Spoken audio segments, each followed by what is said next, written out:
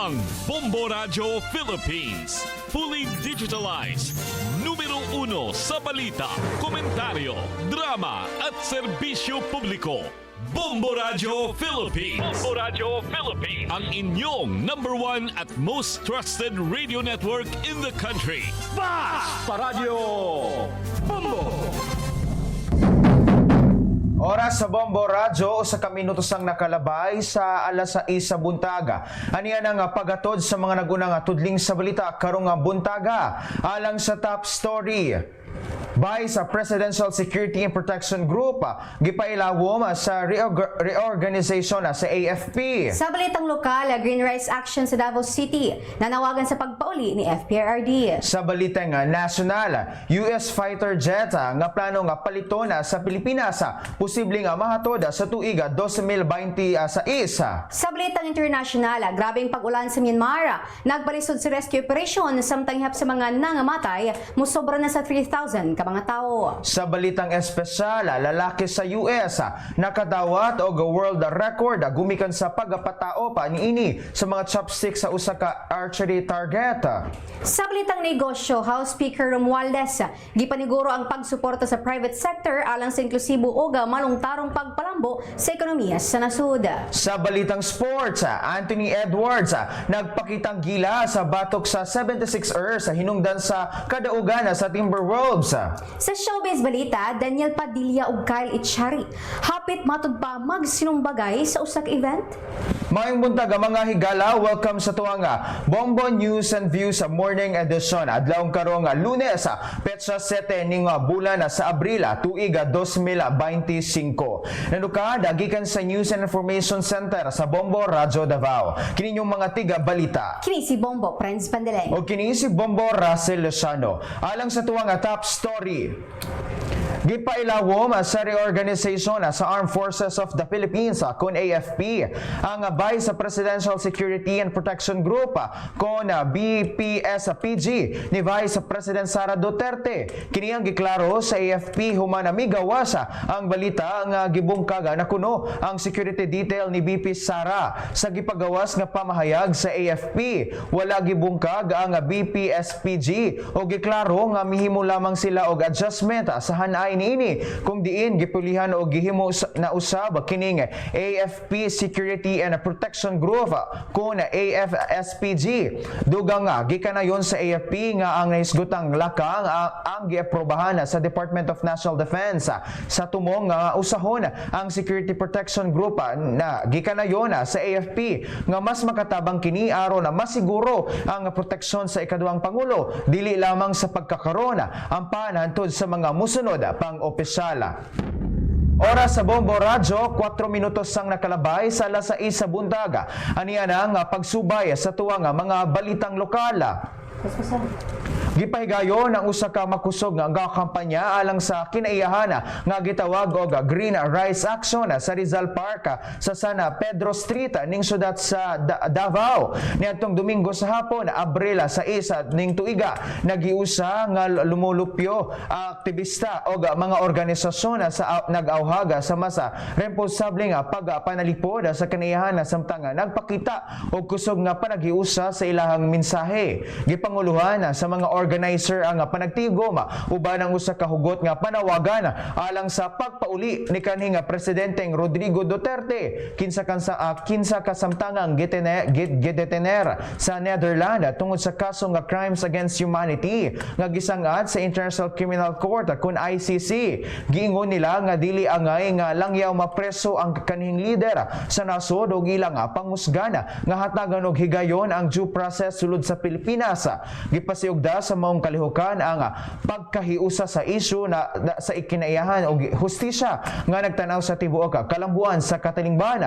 Gipadayag sa mga tigsalmot nga ang kinaiyahan o ang katungod sa tawo dili angay talikdan bisan kinsa na paang nalambigit. Naglaom sila nga madungog ang ilang tingog og tagaan og prioridad ang ilang mga panawagan sa mga opisyal sa gobyerno. Samtang sa laing bahin nagpahayag og kabalaka og kasuko ang United Moro and Indigenous People Movement Improvement kun UMIPM sa napalgang mga gidudahang gamit sa Commission on Elections kun COMELEC lakip ang satellite equipment nga gituuhang gikan sa Starlink sulod sa usa ka balay sa buhangin Davao City. Ang mao nga panghitabo nagpataas og mga pangutana bahin sa seguridad o kredibilidad usab sa eleksyon. Ilabi na kay wala kini sa opisyal nga lugar. Nagpakabanaw usab ang UMIPM sa hustisya og tin-aw nga eleksyon.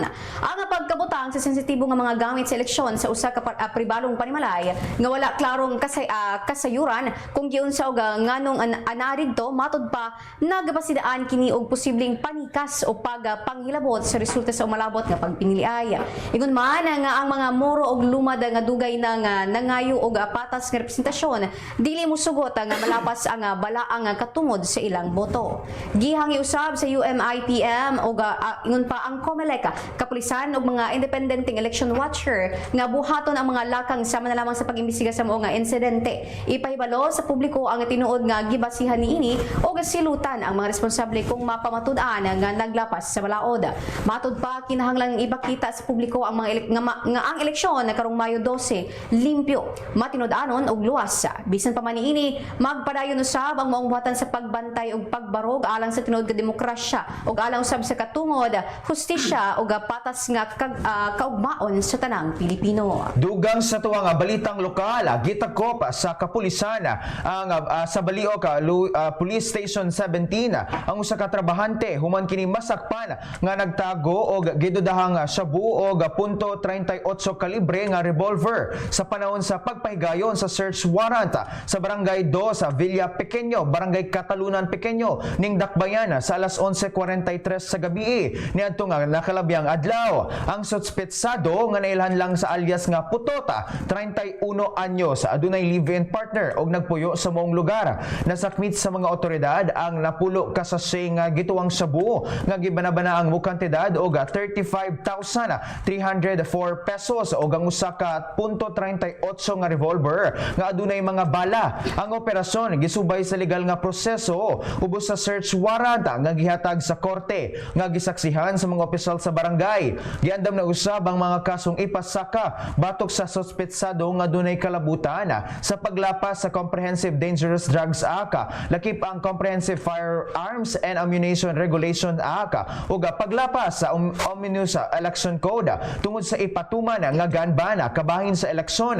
Nagpahinumdum usab ang otoridad sa publiko nga hugot ang ilang pagbantay sa mga armas ug ilegal nga droga aron masiguro ang malinawon ug luwas nga komunidad ilabi na karong panahon sa eleksyon. Dugang detalles sa balitang lokal. Giandam sa City Public Employment Services Office kung peso ang usa ka job fair karong Abril 8 sa NCCC Mall Victoria Plaza di nakapin sa 4,000 ka mga trabaho ang ingon pa ang ilahad usab sa mga aplikante. Gipahibalo ni Lilibeth Pantinople ang hepe sa peso nga 31 ka mga kumpanya ang moapil sa moong kalihukan. Lakip na ang 21 ka mga lokal o napulo usab ka mga overseas nga mga employer nga nagkinahanglan og mukabat sa 4,185 ka mga trabahante.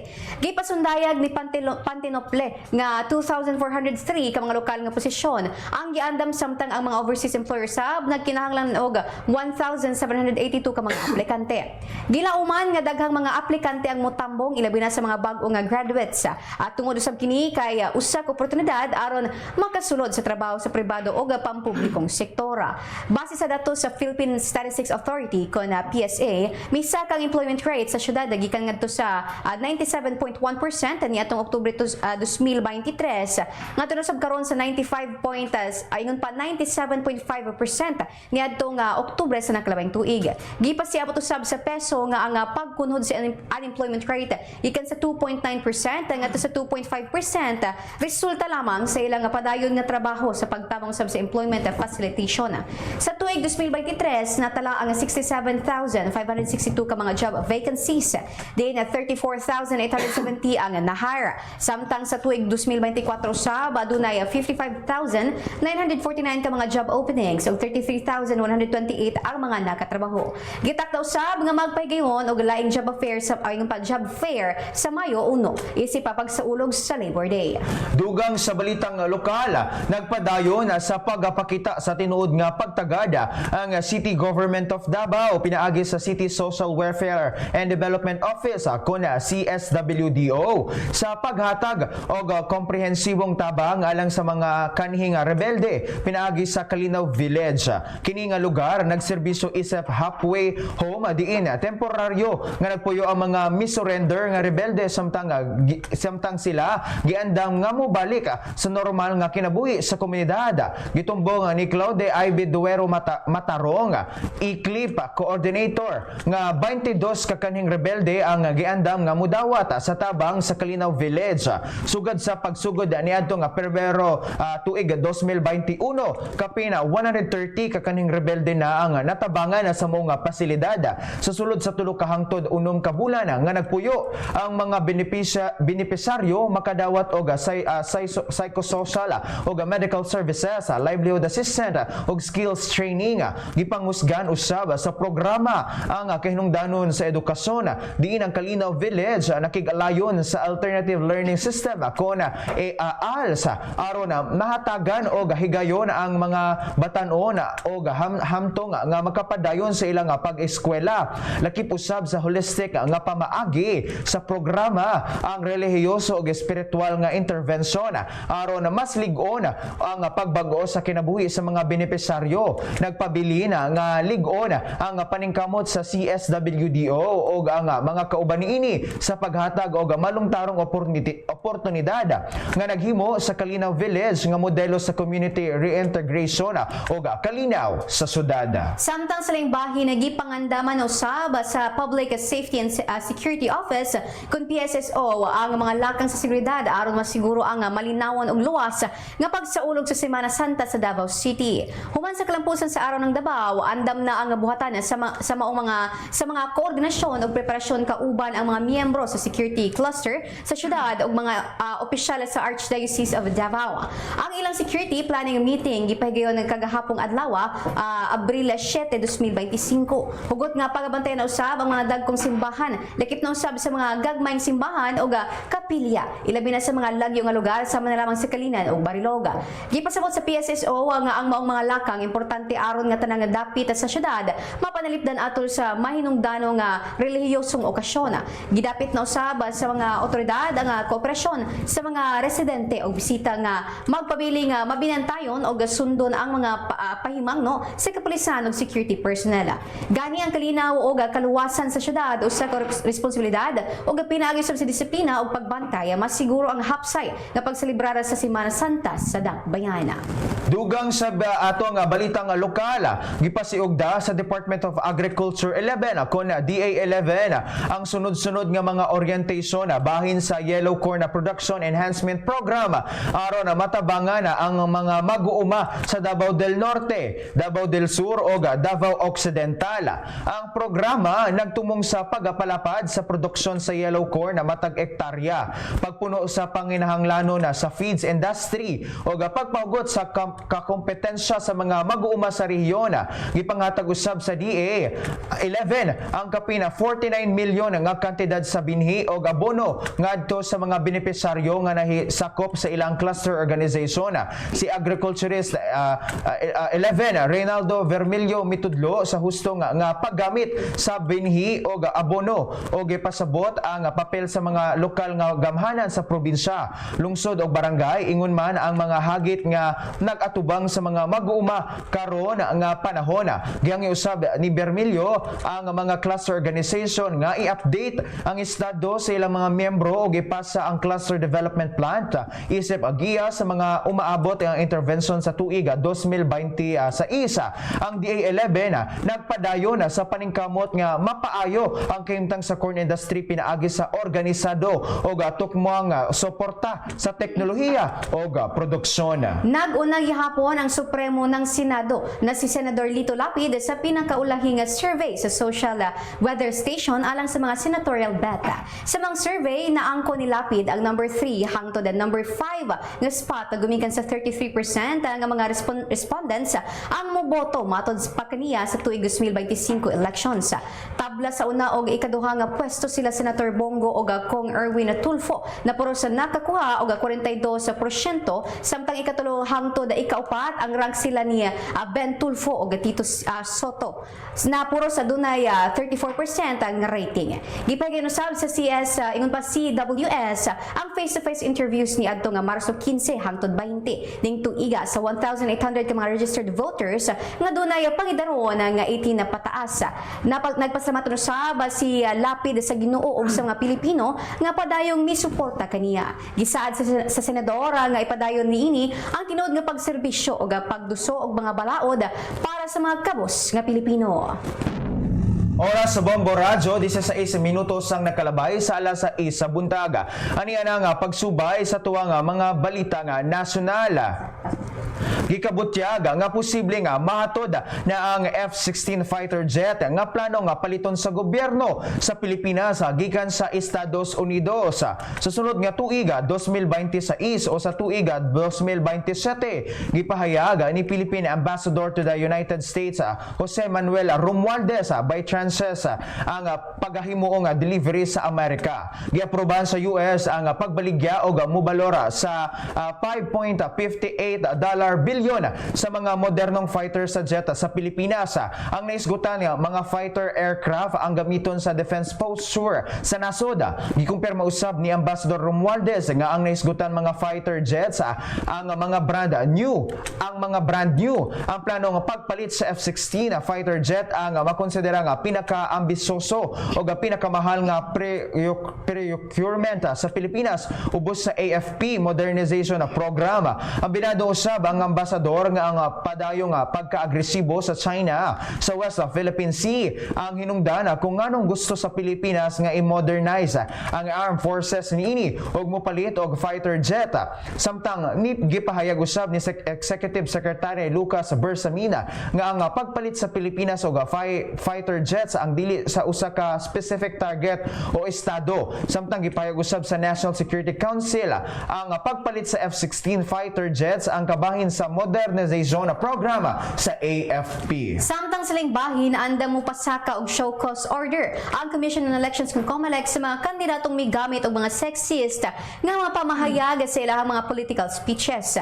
Kini ang nahimong pasidaan ni COMELEC Chairman George Erwin Garcia human nag-viral ang usa ka kandidato nga mibilin og bastos nga komedya sa mga single moms sa usa ka mga political rallies niini. Ikanin pa sa COMELEC Chairman na walay lugar sa katawhan ang mao nga matang sa mga bastos nga pamahayag ilabi na ang gender discrimination sa mga political campaigns.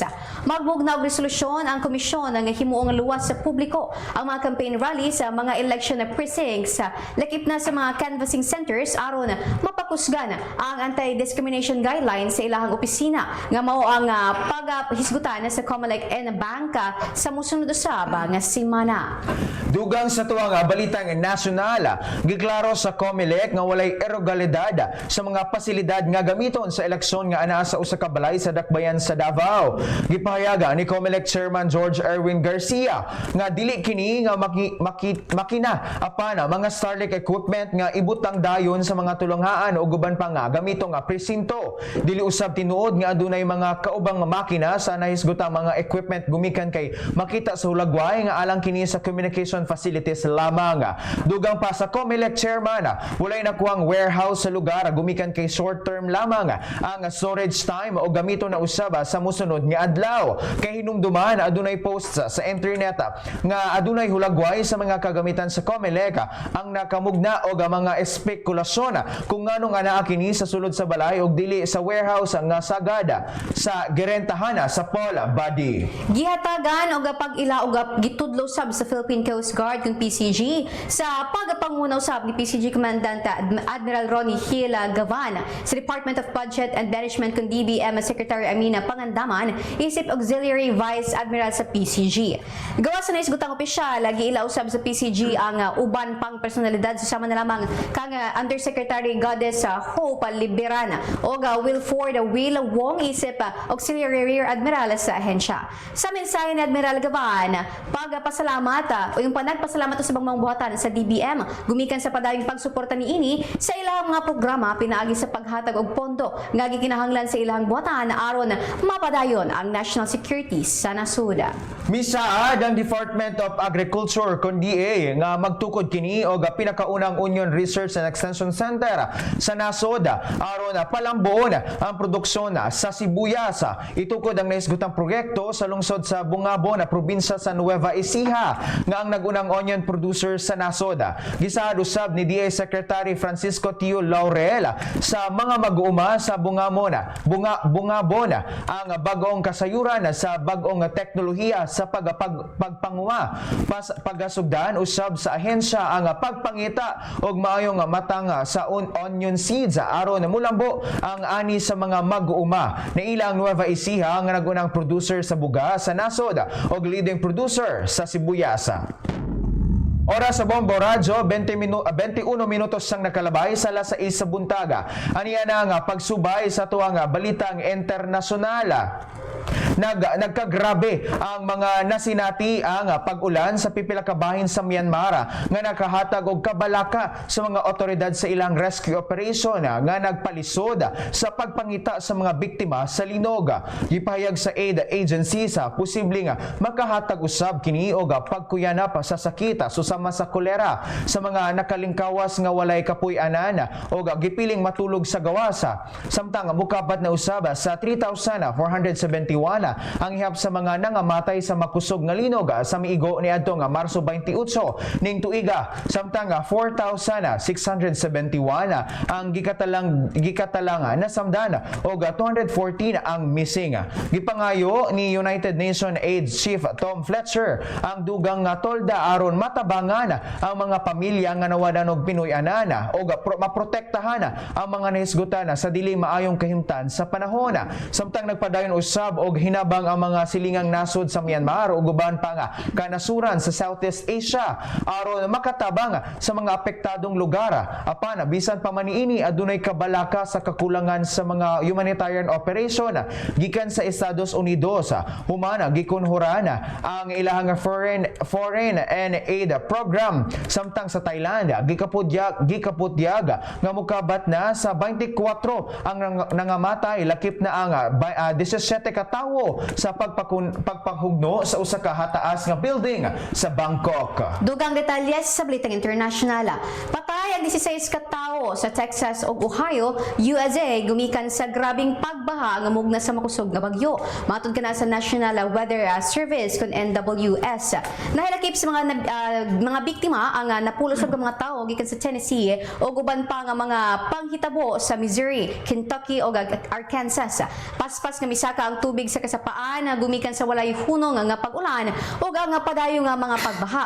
Matud pa sa NWS, pipila ka lugar ang gilauma nga makasinati og major flood stage nga mahimong makahatag og halapad nga kadaot sa mga kadalanan, tulay ug uban pang infrastruktura. Matud pa sa forecasters ang grabe nga pag-ulan gumikan sa dili maayo nga panahon sukad pa niadtong adlaw nga Biyernes.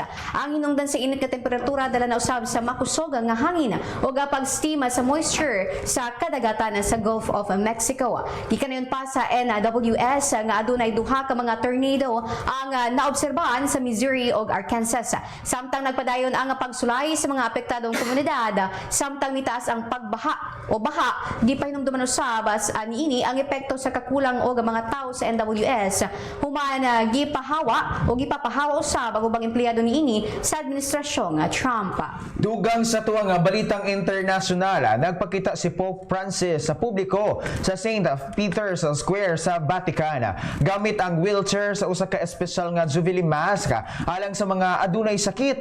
Kini nga unang pagawa sa Santo Papa human ang duha ka semanang pagpaayo sa life-threatening pneumonia nga mipadulong sa 5 ka semana sa pagpang-ospital. Samtang gitulak padulong sa altar, gitimbayan niini ang mga mitambong og nagpasalamat sa ilang suporta. Mas kusog na ang ihang tingog og kumpara niadto nga Marso 23 ning kasamtang tuig sa dihang mihatag kini og gamay nga mensahe sa katawhan human sa paggawas niini sa Gemelli Hospital. 25 minutos ang nakalabay sa alas 6 sa buntaga. Aniya na ang pagsubay sa tuwang mga balitang espesyal. Subli nga gipamatud-an sa usa ka lalaki sa Idaho, USA nga kini ang hari sa Guinness World Records. Humani ini gagamit ang iyang lahi nga ninja skills ang pagpalupad og chopstick sa target nga 13 feet ang gilayon. Si David record breaker Rush nga adunay most concurrent Guinness World Records ang subli nga nagdugang og world record sa iyang pangalan alang sa titulong most target hits with a chopstick in 1 minute. Sa nisgotang world record gikinahanglan na makaigo ang og chopstick sa gold og pulang bahin sa usa ka archery target gikan sa giklayong 13 feet. Kaniadto si Russia ang nahugpot sa record nga adunay 19 hits apan nailog kini sa usa ka chopstick expert nga nakamugna og 21 apan sa pagbalik ni Russia dili lamang nabawi niini ang titulo og gipilti niini ang kaning record human mitala og 29 ka mga pagpataop sa chopsticks. Detalye na sa balitang negosyo. Gipaniguro ni Speaker Ferdinand Martin Romualdez nga padayong makigtinabangay ang Kamara sa pribadong sektor aron mahimong malungtaron ug inklusibo ang paglambo sa ekonomiya sa nasud. Gihimo sa House Speaker ang naisgutang pamahayag sa dihang mitambong kini sa gipahigayong 34th Biennial Convention Dinner sa Federation of Filipino-Chinese Chambers of Commerce and Industry Incorporated. Nga gitambong usab kini sa 800 ka mga delegado nga gipangunahan ni Federation President Cecilio Pedro. Gidayeg usab ni Speaker Romualdez ang federasyon sa mga gikatampo niini sa nasudnong kalambuan ug pagpaligon sa nasud pinaagi sa pagnegosyo, pagsalmot sa mga kalihukang sibiko ug panaghiusang pangkultura. Gipahig usab sa House Speaker nga ang dako nga bahin sa paglambo o ang resulta sa pagpaningkamot og abre nga pakiglambigit sa kagamhanan sa ingon pang pribadong sektor. Ilabi na sa mga organisasyong susama na lamang usab sa FFCC si Lavana. Bilis sa piso batok sa lang yung salapi, US dollar 56 pesos and 82 centavos. Hong Kong dollar 7 pesos and 35 centavos. Singaporean dollar 42 pesos and 86 centavos. Saudi Arabia rial 15 pesos and 24 centavos. Samtang sa atong euro 63 pesos and 19 centavos. Ano yan ang pagsubay sa balitang sports? Mikamada si Anthony Edwards sa Minnesota Timberwolves og 37 points. Lakip na ang usa ka 3-point shots sa 114 to 109 nga kadaugan batok sa Philadelphia 76ers. Bisan pa man sa init nga pakigsangka sa 76ers nga adunay 10-game losing streak nakuha sa Timberwolves ang kadaugan. Nagunang nahisgutan sa katapusang bahin sa dula. Lakip ang usa ka 3-pointer nga naghatag sa Minnesota og 4 ka puntos nga paglabaw. Nakamugna usab si Rudy Gobert og 24 points og 19 rebounds sa Timberwolves. Samtang si Julius Randle ang nagdugang og 15 points og si Donte DiVincenzo ang nakamugna usab og 13 points gikan sa bench. Samtang bisan pa man sa 28 points ni Quintina Grimes og 19 points kang Gerson Yabusele, dili eksakto ang katapusang pagsulay sa 76ers aron makuha ang kadaugan. Sa showbiz balita, daw wala gihunong sa mga netizen ang mga istorya sa matud pa kagubot nga nahitabo sa after party sa usa ka sikat nga bola nga gipahigayon sa usa ka sikat nga resort sa Quezon City niadtong milabay nga adlaw. Ang nahilakip kuno sa kagubot sila si Daniel Padilla ug Kyle Itchari. Gumikan kay nagselos matud pa si Daniel kang Kyle ug dili usab kini komportable sa pagunit ni Kyle sa ex-girlfriend niini nga si Catherine Bernardo. Subay usab sa mga nanggawas nga video gikan sa mga nakasaksi. Nagkauban si Catherine ug Kyle sa after party nga adunay tema nga Brighter Together ug nakita ang duha nga nagaka-holding hands samtang naglakaw. Kauban sa duha ang pulos mga actress ug actor sab nga si Dolly De Leon, Donnie Pangilinan ug Bel Mariano. Matud pa usab sa report adunay ubang artista ang nadamay sa kagubot, kauban ang singer ug actor nga higala usab ni Kyle nga si JK Labajo ug co-stars series ni Daniela nga si Richard Gutierrez. Ato nga balikan ang mga uluhan sa to nga mga balita karong buntaga. Sa top story, Vice Presidential Security and Protection Group gipailawom sa reorganization sa AFP. Sa balitang lokal, Green Rice Action sa Davao City nanawagan sa pagpauli ni FPRRD. Sa balitang nasyonal, US fighter jets nga plano nga paliton sa Pilipinas posible nga mahatod sa tuig 2026. Sa balita international, grabing pag-ulan sa Myanmar, nagpalisod sa rescue operation samtang ihap sa mga nangamatay, mosobra na sa 3,000 ka mga tao. Sa balitang espesyal, lalaki sa US nakadawat og world record gumikan sa pagpataop niini sa mga chopsticks sa usa ka archery target. Sa balitang negosyo, House Speaker Romualdez, gipaniguro ang pagsuporta sa private sector alang sa inklusibo o malungtarong pagpalambo sa ekonomiya sa nasuda. Sa balitang sports, Anthony Edwards nagpakitang gila sa batok sa 76ers sa inungdan sa kadaugan sa Timberwolves. Sa showbiz balita, Daniel Padilla o Kyle Itchari hapit kunong magkasumbagay sa usa ka event. Og mao kana ang naglangkob sa Bonbon News and Views and Morning Edition ning adlawng Lunes sa petsa 7 ning bulan sa Abril tuig 2025. Nanuka nagikan sa News Information Center sa Bombo Radyo Davao. Kini inyong mga tiga balita. Kini si Bombo Friends Pandilay. O kini si Bombo Russell Lozano alang sa the number 1 and most trusted radio network in the country, Bombo Radyo Philippines. Basta Radyo, Bombo! Karong panahon na